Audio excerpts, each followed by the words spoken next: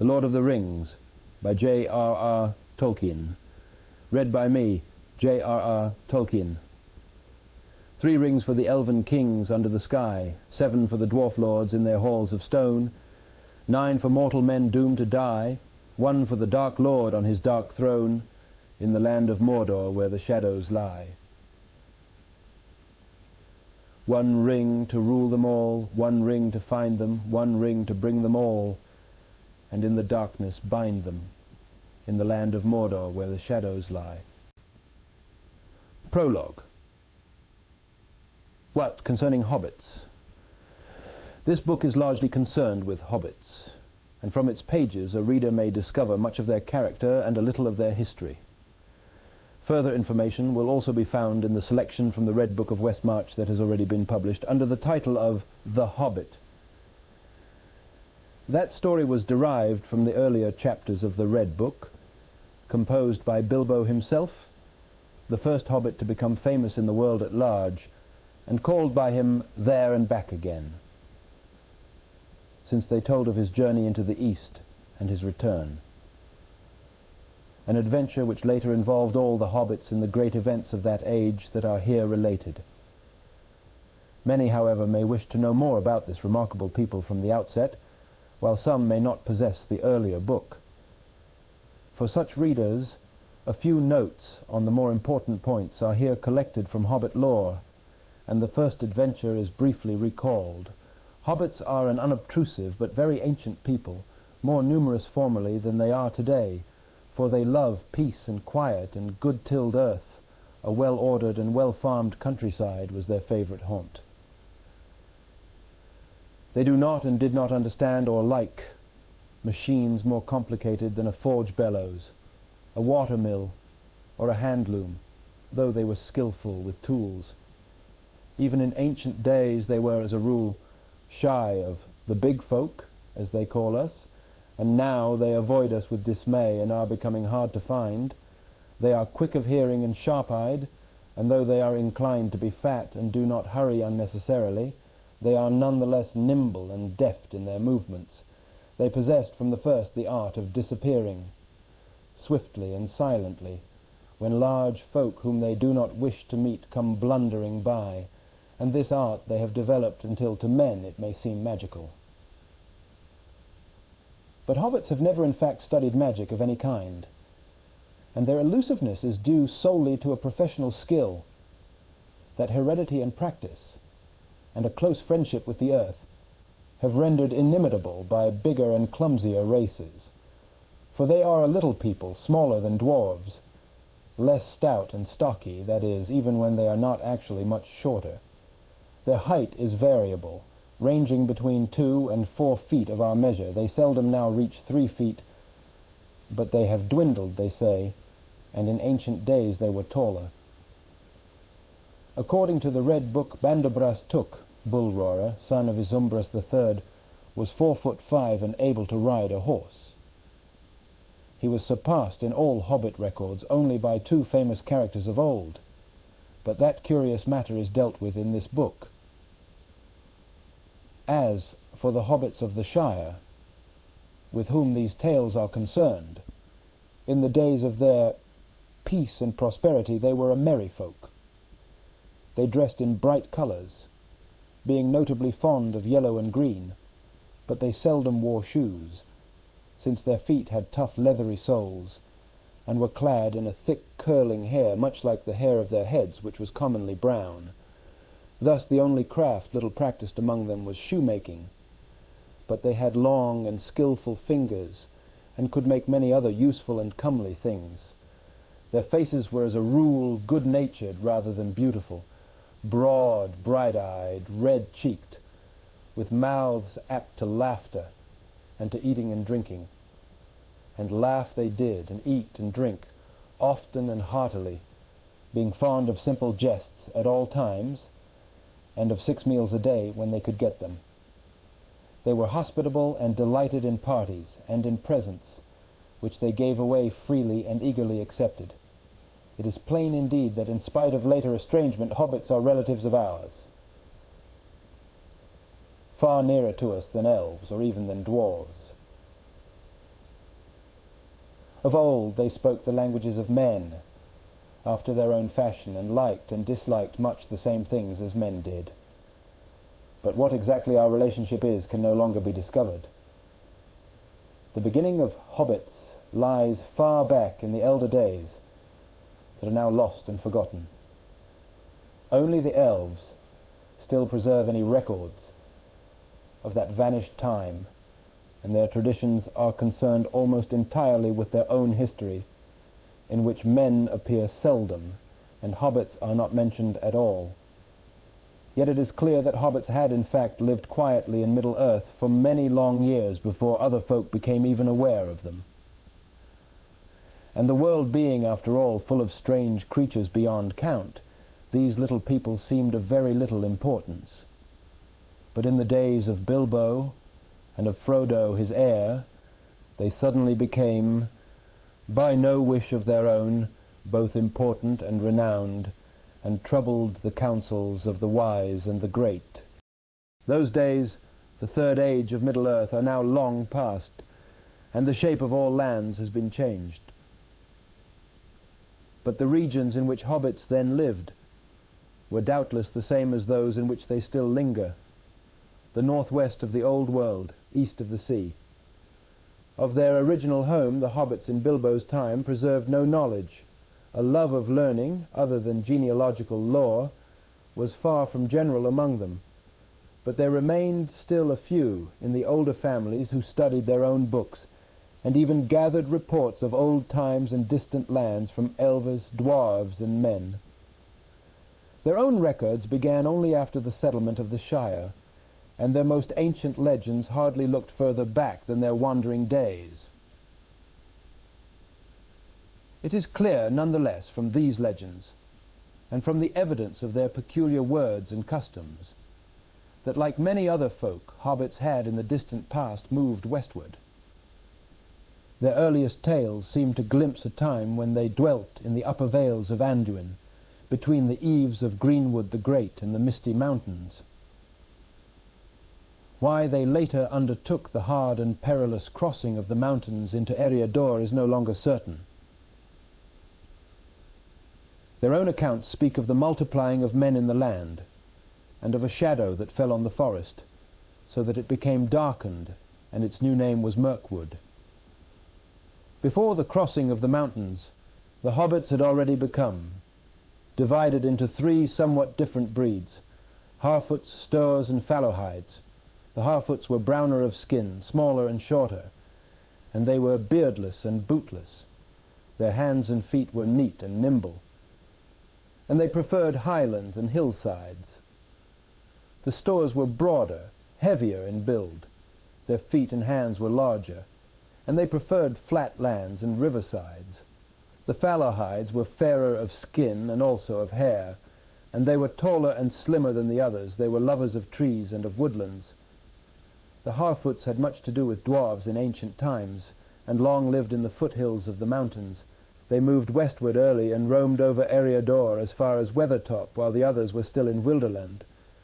They were the most normal and representative variety of hobbit, and far the most numerous. They were the most inclined to settle in one place, and longest preserved their ancestral habit of living in tunnels and holes. The Stoors lingered long by the banks of the great river Anduin, and were less shy of men. They came west after the Harfoots, and followed the course of the Loudwater southwards. And there many of them long dwelt between Tharbad and the borders of Dunland before they moved north again. The Fallowhides, the least numerous, were a northerly branch. They were more friendly with elves than the other hobbits were, and had more skill in language and song than in handicrafts, and of old they preferred hunting to tilling. They crossed the mountains north of Rivendell and came down the river Horwell. In Eriador they soon mingled with the other kinds that had preceded them, but being somewhat bolder and more adventurous, they were often found as leaders or chieftains among clans of Harfoots or Stoors. Even in Bilbo's time, the strong Fallowhidish strain could still be noted among the greater families, such as the Tooks and the Masters of Buckland. In the westlands of Eriador, between the misty mountains and the mountains of Lune, the hobbits found both men and elves. Indeed, a remnant still dwelt there of the Dúnedain, the kings of men that came over the sea out of Westernesse.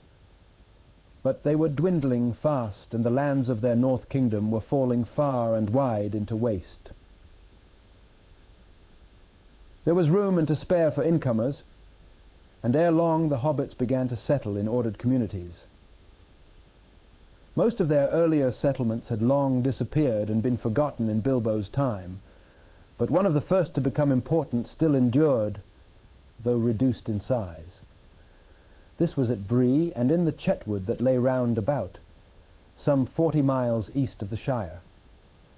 It was in these early days, doubtless, that the hobbits learned their letters and began to write after the manner of the Dúnedain, who had in their turn long before learned the art from the elves. And in those days also they forgot whatever languages they had used before, and spoke ever after the common speech, the Westron, as it was named, that was current through all the lands of the kings from Arnor to Gondor, and about all the coasts of the sea from Belfala to Lune. Yet they kept a few words of their own, as well as their own names of months and days, and a great store of personal names out of the past. About this time, legend among the hobbits first becomes history with a reckoning of years. For it was in the 1601st year of the Third Age that the Fallowhide brothers, Marco and Blanco, set out from Bree, and having obtained permission from the High King at Fornost, they crossed the brown river Baranduin with a great following of hobbits.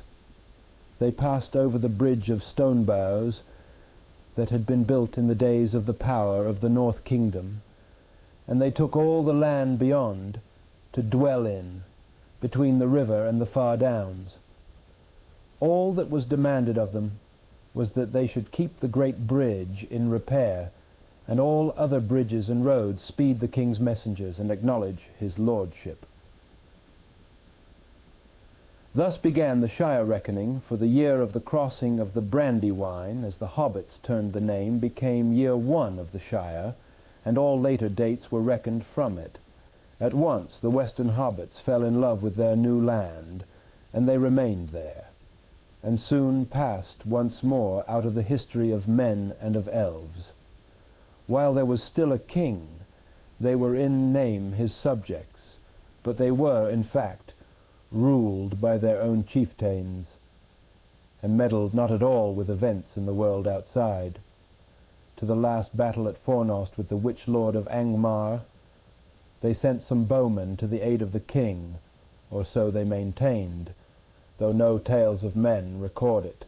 But in that war the North Kingdom ended, and then the hobbits took the land for their own, and they chose from their own chiefs a thane to hold the authority of the king that was gone. There, for 1,000 years, they were little troubled by wars, and they prospered and multiplied after the Dark Plague, S.R. 37, until the disaster of the long winter and the famine that followed it. Many thousands then perished, but the days of dearth, 1158-60, were at the time of this tale long past, and the hobbits had again become accustomed to plenty. The land was rich and kindly, and though it had long been deserted when they entered it, it had before been well tilled, and there the king had once had many farms, cornlands, vineyards, and woods. 40 leagues it stretched from the far downs to the Brandywine Bridge, and 50 from the northern moors to the marshes in the south. The hobbits named it the Shire, as the region of the authority of their Thain, and a district of well-ordered business, and there in that pleasant corner of the world they plied their well-ordered business of living, and they heeded less and less the world outside where dark things moved, until they came to think that peace and plenty were the rule in Middle-earth and the right of all sensible folk. They forgot or ignored what little they had ever known of the Guardians, and of the labours of those that made possible the long peace of the Shire. They were in fact sheltered, but they had ceased to remember it. At no time had hobbits of any kind been warlike, and they had never fought among themselves. In olden days they had, of course, been often obliged to fight to maintain themselves in a hard world. But in Bilbo's time that was very ancient history.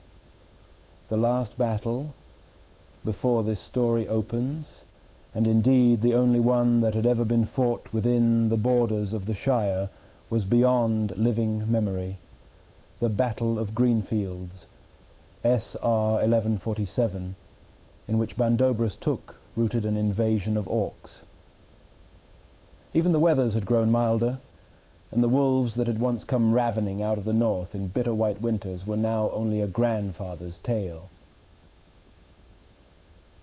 So, though there was still some store of weapons in the Shire, these were used mostly as trophies, hanging above hearths or on walls, or gathered into the museum at Michel Delvigne.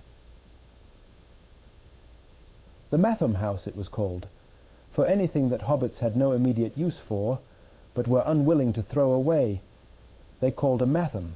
Their dwellings were apt to become rather crowded with Mathams, and many of the presents that passed from hand to hand were of that sort. Nonetheless, ease and peace had left this people still curiously tough. They were, if it came to it, difficult to daunt or to kill, and they were perhaps so unwearyingly fond of good things, not least because they could, when put to it, do without them, and could survive rough handling by grief, foe, or weather, in a way that astonished those who did not know them well, and looked no further than their bellies and their well-fed faces. Though slow to quarrel, and for sport killing nothing that lived, they were doughty at bay, and at need could still handle arms. They shot well with the bow, for they were keen-eyed and sure at the mark, not only with bows and arrows. If any hobbit stooped for a stone, it was well to get quickly under cover, as all trespassing beasts knew very well. At this point I take a break from reading, but fear not, for the journey shall resume.